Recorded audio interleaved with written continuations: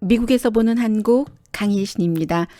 네, 오늘 미국에서 보는 한국에서는 여러분들과 함께 비트코인에 대해서 말씀을 드리려고 합니다. 어찌 보면 오늘 방송은 미국에서 보는 비트코인에 관한 미국도 될 수 있고 한국도 될 수 있고 세계도 될 수 있겠습니다. 그래서 제가 미국의 전문가나 또 그 언론 그리고 뿐만이 아니라 이 영국의 그 비트코인에 관한 보도 등을 통해서 특히 이제 그 전문 그 경제를 다루는 그런 매체의 보도를 통해서 전반적으로 그 비트코인의 분위기를 어떻게 보고 있는지, 미국에서는 또 한국에서는 앞으로 어떻게 할 것인지, 이것을 이제 특히 그 규제가 가장 그 일반 분들이 관심이 있는 이슈 아니겠어요? 그래서 그런 중심으로 전해드리겠습니다. 사실은 그동안 이 비트코인이 너무 복잡하기도 하고, 그리고 이제 모든 분들이 전부 관심은 갖고 계시고 실제로 투자하시는 분들도 계시는데, 그 메커니즘이라고 할까요? 정의라고 할까요? 이런 것들이 좀 그 저 자신도 이해하는데 시간이 너무 많이 필요했고, 그리고 물론 지금도 다 모르겠죠. 많은 분들도 마찬가지인데, 제가 오늘 결국은 이제 비트코인을 여러분들께 전해드리려고 한 것은 이 부분입니다. 제가 이제 비트코인 전문가는 아니지만, 그러나 저는 이제 방송하는 사람으로서 이제 가장 많은 분들이 궁금해하시는 분들을 한국에서도 아니고 또 미국에 계시는 또 코리안 아메리칸 분들뿐만이 아니라 모든 사람들에게 그 한국말을 쓰고 듣는 모든 분들께 해당되는, 조금 한국만의 보도가 아니고 미국만의 보도가 아니고 더 많은 일반적으로 나와 있는 그 자료를 중심으로 이 정도면 제가 여러분들과 그 쉐어를 해도 되겠다 싶어서 지금 전해드리고요. 간단하게 이런 거죠. 우리가 그 리모컨을 많이 쓰면서 리모컨을 한국 부분을 이제 맨 마지막으로 밀어서요. 그래서 이제 미국에서는 또 영국에서는 과연 한국 정부가 지금 비트코인을 규제를 한다고 하는데 완전한 규제가 가능한가? 전문가들이 보고 있는 그 부분을 전해드리겠습니다. 먼저 제가 본 그 수없이 많은 여러 가지 그 가운데서 가장 그 비트코인에 대해서 쉽고 아주 그 명료하게 정리를 해놨다 하는 것을 전해드리겠습니다. 앞부분에 이제 제일 앞에 섹션에 두 가지 부분이에요. 비트코인이 가라앉을까? 비트코인은 가라앉히지 못할까? 어떤 정부도 어떤 규제 당국도 지금 그 맨 앞에 섹션에서는 그 부분을 가지고 말씀을 드리겠는데, 비트코인은 어차피 가라앉고 말 것이다, 이런 의견이 압도적인 것 같습니다. 먼저 그 압도적인 의견을 말씀드리겠고, 그 가운데 가장 명료한 이코노미스트의 정의부터 보도를 해드리겠습니다. 비트코인의 떠오름과 가라앉음, 이런 제목으로 이코노미스트가 기사를 썼는데, 원래 경제를 굉장히 많이 다루는 신문이잖아요. 그래서 그런지 아주 좀 클리어해요. 그 비트코인의 투자가들은 아주 그 오래된 교훈을 배우고 있다라고 하면서 그 아이작 뉴턴이요. 그 썰죠. 정말 그레이트 썰죠. 영국에서는 물리학자가 중력의 법칙을 만들면서 올라가는 것은 다 내려가는데, 그런데 본인이 그런 여러 가지를 다 계산할 수 있지만 사람들의 광기는 계산을 할 수가 없다, 그런 말을 했다고 하잖아요. 그래서 이제 세계에 대한 우리의 그 지식을 혁명화했지만 그 아이작 그 뉴턴조차도 사람들의 광기는 보지 못했다, 이렇게 얘기를 하면서, 그게 이제 그 얘기를 왜 했냐면 그 1711년도에 만들어져서 나중에는 이제 그 파산을 하고만 그 영국의 그 주식 그 회사요, 사우스 C라는 회사. 그래서 사우스 C 버블이라고, 그 당시에 벌써 27년인가 이 회사가 망했는데, 그때 사람들이 뭔지 모르게 그 광기에 의해서 막 투자를 하다가 회사 주가가 하락하면서 파산하고 돈을 잃고 하는 사람들이 굉장히 많았습니다. 이코노미스트는 그 당시에 정말 몇백 년 전에 사우스 시 버블이라는 것으로 사람들이 그 돈을 잃어버렸던 그때의 그 돈을 잃기 전까지의 광기 사진을 실었는데요. 옷을 잘 차려입은 사람들이 너무나 막 놀라고 하는 이제 그런 것을 사진으로 실었고, 그때가 비트코인을 가장 그 잘 이해할 수 있는 하나의 예다라고 하면서, 버블이라는 것은 5가지 과정이 있는데 첫 번째는 이제 그 이동하는 것이요. 기술 새로운 개발로 뭐 철도라든가 운화, 인터넷으로, 이게 이제 그 블록체인을 얘기를 하는 거겠죠. 그런 것으로 뭔가가 이동을 해서, 두 번째는 붐이 일어나고, 세 번째 사람들이 희열에 차죠. 돈이 벌리니까. 네 번째는 이제 재정적으로 고통을 받고, 다섯 번째 정말 공포, 충격, 이런 게 이제 5가지의 버블인데, 일단 그 두 번째 붐이 일어나면은 투자가들이 막 모이고, 세 번째 그 희열의 단계, 유토피아의 단계는 이미 11월이었다고 얘기를 합니다. 비트코인에 있어서는요. 사람들이 막 샀고, 다른 사람들도 사니까 사는 거예요. 나중에 비싸게 팔 수 있을 것이라는 기대를 하면서, 그러다가 어떤 단계에 의심이 들어서 어떤 사람들은 팔고 이득을 취했습니다. 그리고는 이제 나쁜 뉴스들이 나오기 시작하죠. 한국에서 지금 뭐 규제 뭐 당국이라던가 여러 부처에 따라서 이해관계가 얽혀 있기는 합니다만은, 규제를 하기는 하는데 어떤 형태로 뭐 어떻게 하느냐, 이런 여러 나쁜 뉴스들이 나오면서 값이 내려가기 시작하고 사람들의 심리가 달라지기 시작한다고 설명을 합니다. 일찍 산 사람들은 그 페이퍼상으로는, 이건 페이퍼도 아니죠. 주식도 아니고, 일단 그 부자가 됐다가 찌그러들었고, 다른 사람들은 뭐 현 시세보다 조금 그 높게 산 사람, 실수했어 막 이러고 머리를 때리고요. 그리고는 이제 마겐헌터는 이때 뛰어들 수도 있다는 거죠. 일시적으로 값이 올라갈 수도 있다고 얘기를 합니다. 그러나 오래 가진 않는다는 게 이코노미스트의 결론이에요. 아직까지 그 네 번째 고통의 단계는 아니라고 얘기합니다. 그러나 곧 그 단계가 올 것이라고 말합니다.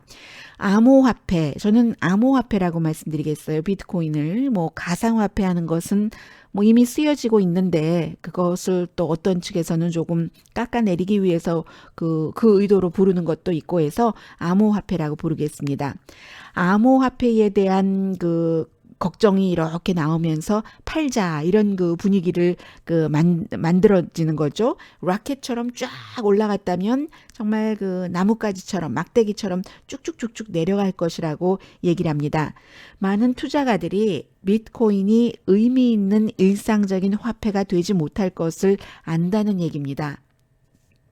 그래서 이제 그 영국의 한 전문가는 수입을 만들어내지 못하는 그 디지털 자산, 비트코인을 그렇게 표현을 하면서, 그런 자산에 대해서 그 가치를 찾기가 굉장히 그 힘들다라고 얘기를 하는데, 이 모든 것들을 사람들이 알았을 때 5번째 단계, 공포와 충격의 단계가 된다. 이게 이제 이코노미스트의 보도예요. 그런데 전부 그 이코노미스트와 같은 생각을 하는 것은 아닙니다. 그런데 조금 더 전해드리겠어요. 비슷한 생각을 하고 있는, 예를 들어 또 다른 영국 언론 인디펜던트도 모든 것에서 터닝 포인트라는 것을 말하는 것은 소용이 없고, 그 2만에 가까웠었을 때, 그때가 이제 그 터닝 포인트, 암호화폐에 있어서는 그런 얘기를 하고 있습니다. 결국은 그 어느 정도는 회복될 수도 있지만 내려갈 것이라는 게 인디펜던트도 똑같이 보는데, 인디펜던트는 뭐 여러분들께서 다 알고 계시는 내용입니다. 정부가 규제를 하기 때문에, 모든 정부가 다 규제라는 것은 아니지만, 그리고 나중에는 왜 내려간다고 주장하는 사람들도 꼭 정부 규제만을 이유로 들지는 않습니다. 아무튼 인디펜던트는 정부가 어떤 형태로든 규제를 하고 금지를 하거나, 중국처럼요, 규제를 하고, 적어도 지금 한국에서 세금 얘기는 나오잖아요.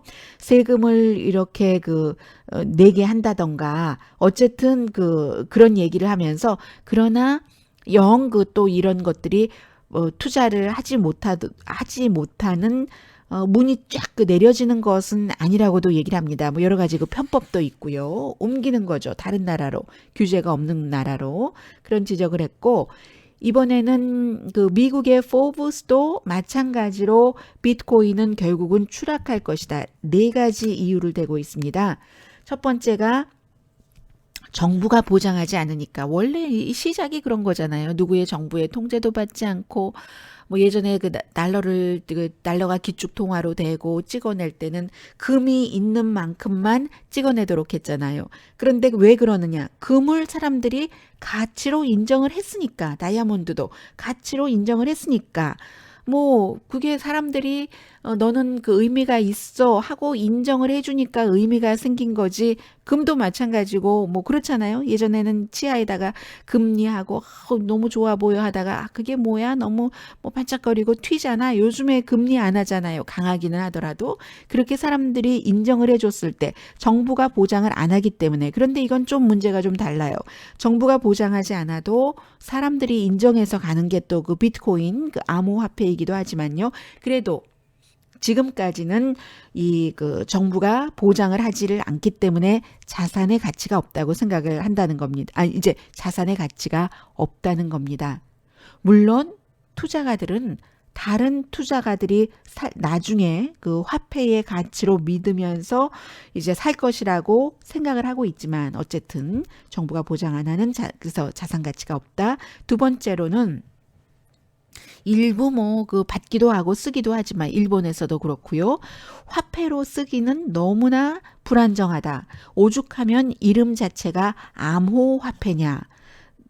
크립토 커런시잖아요.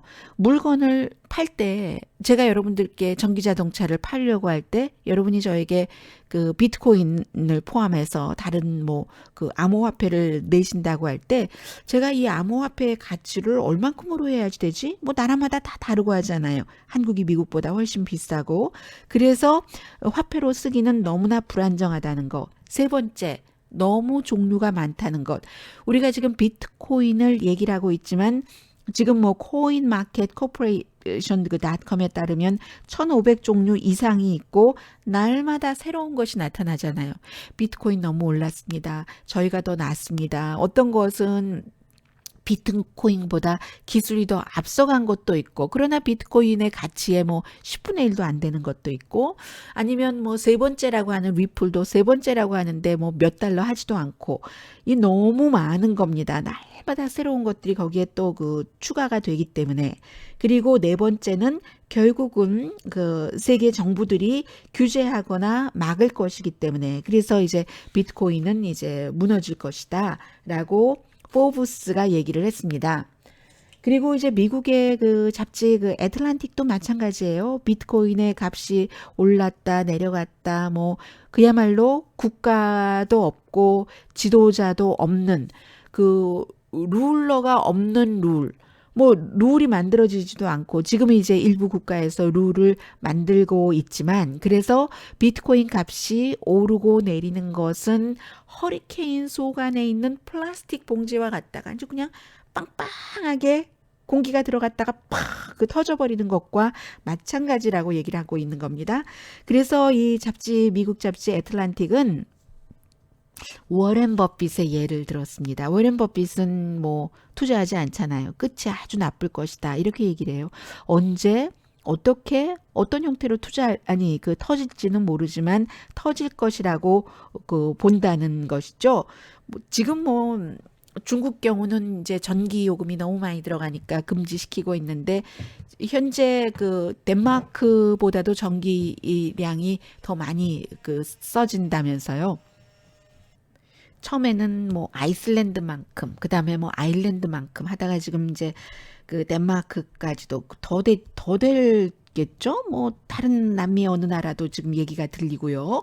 그렇게 그 된다 하면서 아무튼 뭐 여러 가지 얘기들을 많이 했는데 그 굉장히 불안정하다 하는 겁니다. 아직도 뭐 한 40% 정도를 1,000명이 갖고 있고 뭐 등등 하는. 그래서 여기까지는 아주 그 중요한 그 전문 매체나 언론이었어요. 이코노미스트, 인디펜던트, 가디안도 좀 비슷한 얘기를 했고요.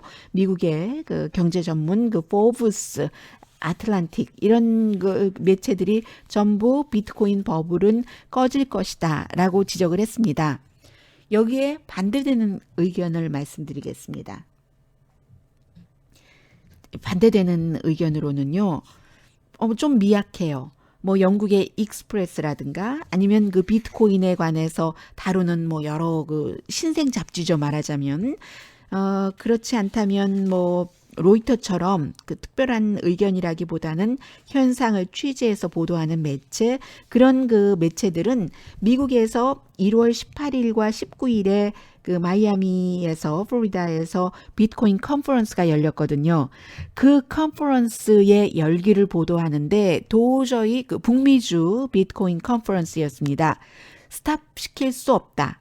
그리고 거의 이제 대부분의 사람들이 공통적으로 그 컨퍼런스에 참가했었던 사람들이 얘기하는 것이, 전문가도 그렇고 일반인들도 그렇고, 규제가 심하면 비트코인은 더 유명해진다.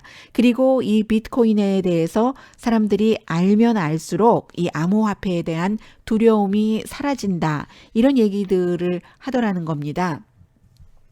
달러냐, 위안화냐, 뭐 근본이냐, 뭐냐, 이런 것을 막 그렇게 얘기하다가 결국은 뭐 특정 국가가 주도하지도 않고 누군가가 유도하지도 않는 그런 이제 세계적인 화폐, 어떻게 보면 굉장히 로맨틱한 아이디어라고 할 수 있는데, 그런 것을 생각하는 사람들은 이제 그 원리를 알고 나면은 언젠가는 결국은 그렇게 갈 것이고, 우리가 지금 그 페이팔을 통해서 아니면 스타벅스에 가서 커피 한 잔을 마시고 전화기로 딱 그 뭔가를 미리 입력을 해놨다가 돈을 거기다 차징해놨다가 그렇게 하잖아요. 요즘 카드도 안 쓰잖아요. 스타벅스 카드도 안 쓰고 전화기를 통해서 이렇게 될 줄 누가 알았겠습니까? 저도 그 페이팔을 통해서 돈을 굉장히 많이 지불하거든요. 아직도 저희 회사에서 이제 그 동료 가운데서도 페이팔 그거 위험하지 않아라고 얘기를 하는데, 위험이라는 것도 뭐 위험도 있을 수도 있겠죠. 그러나 얼마나 편리하고 이미 너무 오래 익숙해져서, 그래서 비트코인의 미래를 긍정적으로 보는 사람들은 그런 그 지금의 그 페이팔과 마찬가지 그런 것, 처음에는 우리가 물물 교환을 하다가 플라스틱 그 카드로 하다가 뭐 마스터카드, 비자 카드, 아메리칸 익스프레스를 쓰다가 이제는 그 비트코인으로 간다, 이런 믿음이 너무 강하더라는 겁니다. 노스 아메리카 비트코인 컨퍼런스에서요. 그리고 컨퍼런스에 참여한 사람들은 대부분 좀 남자들이 많았고, 테크놀로지를 강하게 그 믿는 사람들. 그래서 이런 사람들이 그 로이터 통신이 인터뷰를 해봤더니, 지금 뭐 한국과 그 뭐 일본은 좀 다른 방향으로 나가고요. 그 중국에서의 그 규제, 그 밖에 다른 나라에서의 그 규제에 대해서도 전혀 당황하지 않더라는 겁니다. 비트코인을 막는 것은 불가능하다. 똑같이 얘기를 하고 있는데, 이것은 이제 제가 한국에 관련된 뉴스를 전해드리고 마지막에 조금 더 자세히 말씀드리겠습니다. 분위기만 전해드리겠어요. 그래서 이제 비트코인의 붐은 시간 문제다. 정부의 규제에 의해서 끝날 것이다. 뭐 돈으로 사용되지 못할 것이다. 이미 그 수많은 그 뭐 예를 들어서 국가 간의 거래는 달러로 바꿔서 무역 거래를 하던가, 아니면 각 나라마다 화폐가 있는데 잘 유통되고 있는데 왜 이게 크레딧 카드나 페이팔처럼 편하지도 않은데 구태여 암호화폐를 새로 만들어서 골치를 썩겠는가, 이런 얘기를 하는 사람들이 굉장히 많지만, 그래서 살아남더라도 그늘 속에서만 살아남을 것이다 라고 얘기를 하고 있지만, 이 비트코인을 믿는 사람들의 그 열기는 그렇지 않다는 겁니다. 결국은 누군가가 비트코인 네가 가치가 있어 라고 인정을 해줄 때 그 가치가 발생을 하는데, 이미 비트코인에 투자를 하는 상당수의 사람들은 그것에 대한 확신을 갖고 있고, 그 사람들의 확신이 일반인들에게 이제 그 퍼지고 나면 일반인들도 걱정하지 않을 것이다. 뭐 이런 얘기가 이틀 동안 열렸던 그 비트코인 컨퍼런스에서 이제 그 취재진들이 그 느낀 그 열기였습니다.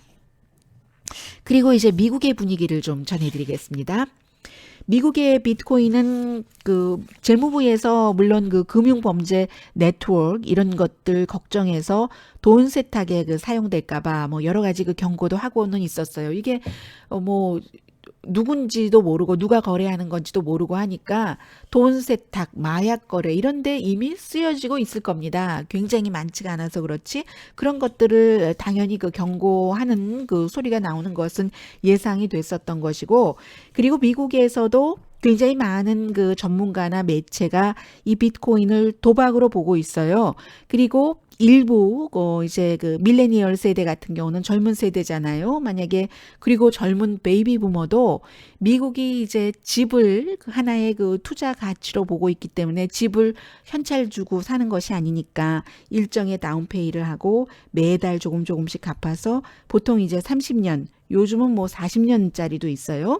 그렇게 갚아 나가는 건데 그래도 이 집의 가치가 있으니까 그 돈을 이렇게 있으면 그 돈을 빼서 그 라인 오브 크레딧이라고 우리가 부르고 있는데 그런 것을 빼서 비트코인을 사는 그런 젊은이들이 있고 그 베이비 부머 세대도 있다는 겁니다. 젊은 세대는 비트코인도 뭐 전자게임 하듯이 이렇게 한다는 거예요. 그러나 많지는 않습니다. 미국에서는 많지는 않아요.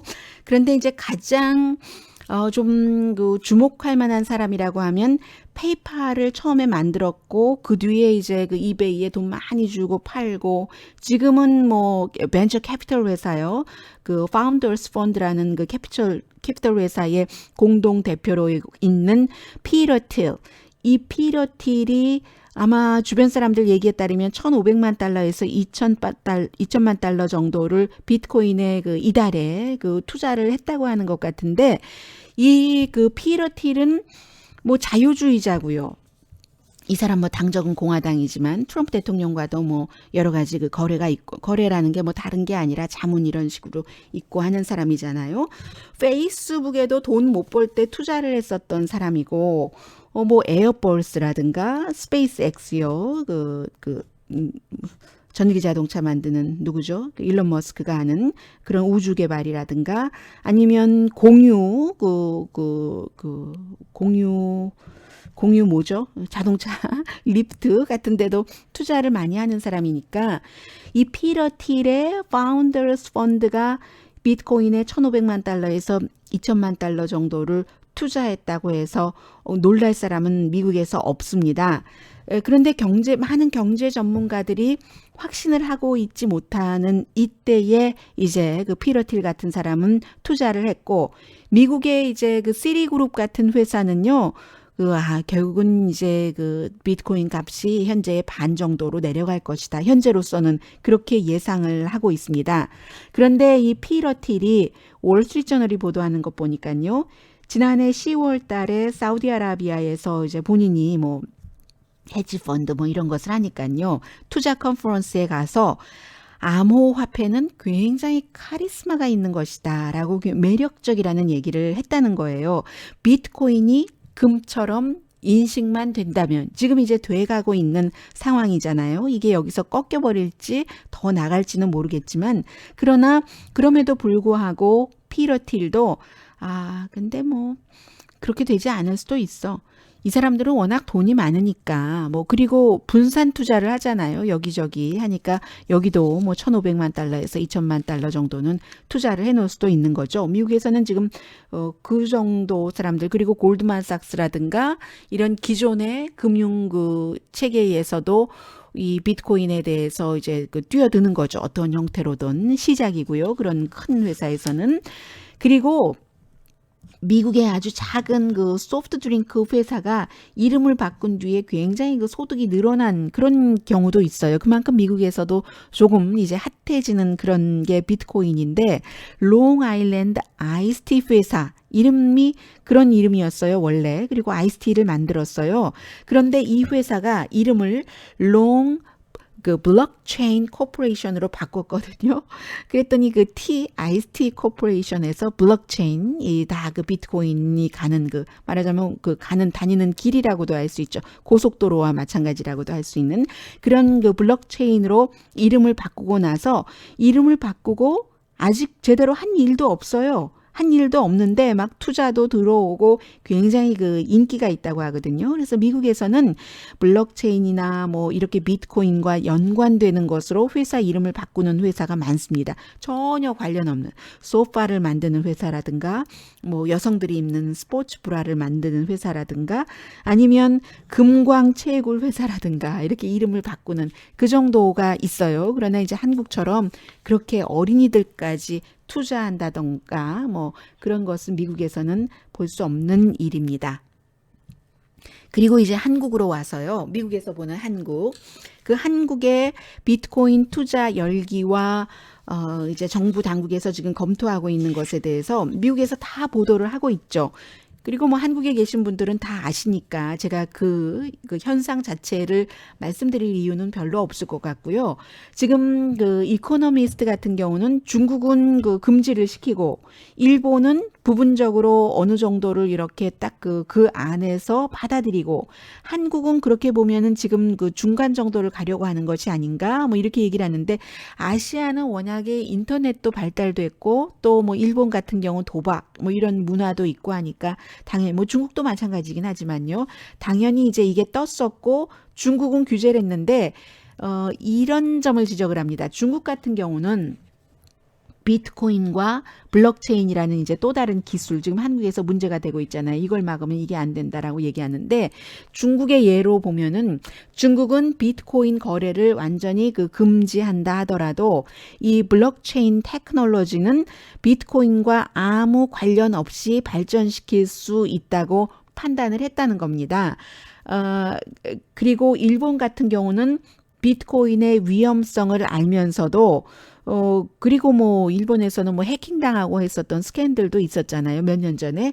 그럼에도 불구하고 어떤 한도 내에서는 이제 그 개발 관련 일들을 하라고 하고 뭔가를 물건을 사고 지불할 때 쓸 수 있는 자산이다라고 인정을 하고 11군데 거래소를 허용을 했고 오히려 그 사기를 막도록 하기 위해서 이제 그런 식으로 하고 한국은 그 사이 어디에선가 지금 이제 뭔가를 하려고 하는 것 같다. 이게 이코노미스트가 보고 있는 점인데 미국에서도 그런 얘기 다 해요. 한국에 열기가 많다는 것을 김치 프리미엄이라는 표현들 다 하고 있고요. 그리고 또 뭐가 있나요? 뭐 지금 한국에서 나오고 있는 뭐 세금 문제, 실명제 문제 이런 얘기 그러다가 금지는 안 시키는 것처럼 하다가 또 다른 곳에서 금지를 시킨다는 얘기가 나오고 아직 뭐 최종적으로 지금 제가 방송하고 있는 동안에 최종적인 발표는 안 나왔겠죠? 그런 정도의 분위기를 보도를 하면서 그 한국이 비트코인 미래의 전쟁터다 뭐 이런 말들도 하고 있고요.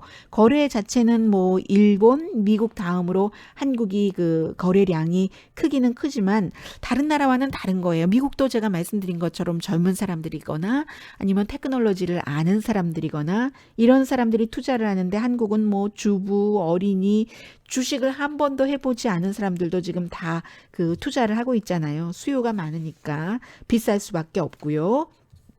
그래서 이것을 과연 완전하게 막을 수 있는가? 한국을 포함해서 모든 그 정부가 그런 부분들을 사람들이 그 얘기를 하고 있는데요. 완전한 금지는 가능하지 않다고 보는 것 같습니다. 지금 미국의 뉴욕 타임스도 그렇고 그 영국의 가디언의 그 전문가, 비트코인 전문가, 전문 취재 기자들이 하는 것을 보면은 왜 이제 독일도 그렇게 얘기를 하잖아요. 독일 중앙은행장도 그 국가 단위의 규제가 비효율적이라고 얘기를 하고 있는데 국경이 없는 국제적인 스케일이기 때문에 그렇다는 거죠. 그래서 비트코인을 규제를 하려면 결국은 그 따라서라고 표현하는 게 낫겠네요. 국제적인 공조가 있어야지 가능을 한 것이고 한 국가만으로서는 그게 굉장히 그 제한적이다 이런 얘기를 하고 있고 유럽에서도 뭐 유럽 연합 국가들 뭐 정치인들도 이 같은 의견에 동의를 하고 있고요. 물론 그 돈 세탁이나 테러리즘 이쪽으로 돈이 들어가는 것을 막는 데는 어떤 그 강한 그 룰 같은 것을 정해야지 되지만 그러나 뭐 워렌 버핏이 얘기하는 것처럼 그것은 아니다라고 하는, 완전히 아닐 것이야 비트코인은 하는 의견에는 동의하지 않는 게 지금 뭐 유럽이나 미국이나 전반적인 그 분위기로 보여주고요. 지금 뭐 코닥도 뭔가를 이 암호화폐와 관련해서 한다고 하잖아요. 한때 그 영광을 누렸던 코닥이 그렇게 그 쪼그라들더니 지금 그 비트코인 관련, 암호화폐 관련 뭔가를 한다고 하는 그런 것. 그리고 뉴욕타임스도 마찬가지로 확실하게 100% 한국에서 규제하지는 않을 듯 보인다. 뭐 이런 얘기도 하고, 그리고 규제한다고 해서 뭐 지금 일주일 뒤, 2주일 뒤 당장 할 수 있는 일도 아니고요. 더군다나 미국에서 가장 많이 그 예를 드는 게 그런 말이거든요. 그 박영선 의원의 더불어민주당의 빈대 잡는다고 초과 삼감 뭐 다투는 것과 마찬가지다. 그리고 이제 뭐 하태경 의원 얘기도 조금 그 미국에서도 인용을 하고 있고요. 그래서 이 잡지 그 포브스 같은 경우는 키워드가 분산이다. 이런 얘기를 하고 있습니다. 지금 한국이 인구적으로는 세계의 0.67%인데 뭐 70몇 억 명이잖아요, 지금.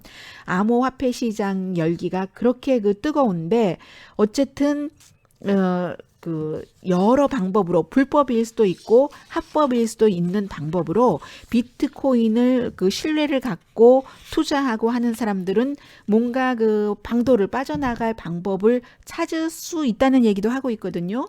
어떤 얘기냐면은 그 예를 들어서 어떤 학생을 그 로이터 통신도 인터뷰를 했어요. 지금 뭐 한국이 비트코인 값이 내려갔다가 조금 이렇게 뭐 어떻게 됐다가 처음에는 뭐 그 가치의 뭐 3분의 1을 잃어버리고 막 했잖아요. 그런데 학생들인데도 뭐 대학생을 얘기를 하는 것이겠죠.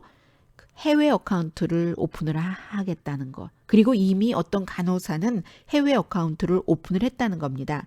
친구에게 뭐 저보다 더 이미 해외 어카운트 오픈한 친구가 있기 때문에 물어보거나, 아니면 제가 뭐 직접 그 다른 나라에 가서 어카운트 오픈할 수도 있어요. 뭐 빅딜 아니에요. 이렇게 그 얘기를 하고 있고요.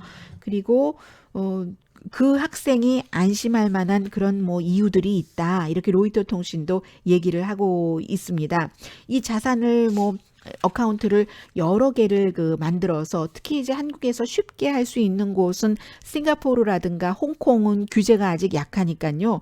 그렇게 그 옮겨서 할 수 있다는 거잖아요. 이 규제를 하려면 첫 단계가 뭐 IP 어드레스를 알아서 다 어떻게 해야지 되는데, 지금 이름도 실명제가 아니고 하니까 그렇게 법적인 조치를 취하려면은 영장이 있어야 컴퓨터라든가 스마트폰을 체크를 하고, 그렇게 체크가 됐다 하더라도 저는요 이런 법이 그 발효된 다음에는 거래하지 않았는데요, 뭐 이렇게 말을 할 수도 있고, 그 다음에 열어보자 하면은 패스워드를 잊어가지고요, 뭐 이렇게 얘기할 수도 있다는 것이고요. 그래서 이 암호화폐를 넣을 수 있는 지갑은 정말로 그 손가락만 한데, 그 뭐 엑소더스라든가 뭐 잭스라든가 이런 것들이 있잖아요. 그런데 그것을 뭐 여러 개를 이렇게 뭐 가지고, 어카운트를 이렇게 가지고 있으면서 뭐 본인은 그 코드 같은 것만 카피하고 3개국에 뭐 4개 어카운트를 갖고 있다. 이렇게 갖고 있다가 어느 정부가 이걸 규제한다 하면 이쪽 어카운트에서 이쪽 어카운트로 옮기고, 뭐 그런 식으로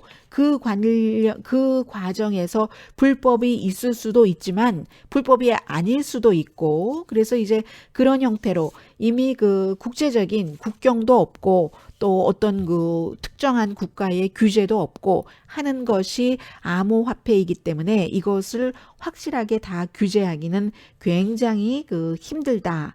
이런 얘기를 하고 있습니다. 글쎄요, 이제 그 이 이후에도 암호화폐에 대해서 더 많은 뉴스들이 나오겠지만, 일단 대강 이런 그림으로 지금 미국과 다른 나라에서는 보고 있다 하는 점 전해드리겠습니다. 미국에서 보는 한국, 오늘은 뭐 미국도 되고 세계도 되겠네요. 비트코인에 관해서 전해드렸고요. 강혜신이었습니다. 저는 내일 오늘의 미국 정규 방송 시간에 뵙겠습니다.